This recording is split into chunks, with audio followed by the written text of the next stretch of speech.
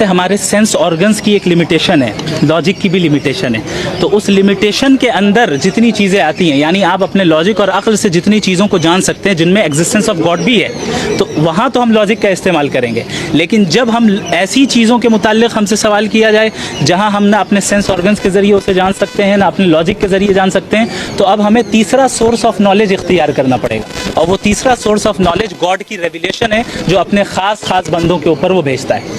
ये असल में जावेद अख्तर साहब एक प्रॉब्लम में मुब्तला हैं। उस प्रॉब्लम का नाम है साइंटिज़म। साइंटिज़म कहते हैं कि आप साइंस को ही वाहिद सोर्स ऑफ नॉलेज बताएं। आप बताइए मोरालिटी को साइंस से आप साबित कर सकते हैं? कभी नहीं कर सकते। साइंस का मदार एम्पेरिकल एविडेंसेस पर है। एम्पेरिकल एविडेंस से मोरालिटी साबित नहीं होगी, एम्पेरिकल एविडेंस से कॉन्शियसनेस साबित नहीं होती है, एम्पेरिकल एविडेंस से लॉ ऑफ कॉजेलिटी साबित नहीं होता है। आप कॉज एंड इफेक्ट को तो दिखा सकते हैं, लेकिन उन दोनों के दरमियान जो रिलेशन है वो खुद मेटाफिजिकल है। तो आप ऐसी चीज़ का इनकार कर रहे हैं जो हमारा लॉजिक खुद बता रहा है कि मेटाफिजिकल रियलिटी एग्जिस्ट करती है। वो कह रहे हैं मेटाफिजिकल रियलिटी मुझे नहीं पता क्या होता है।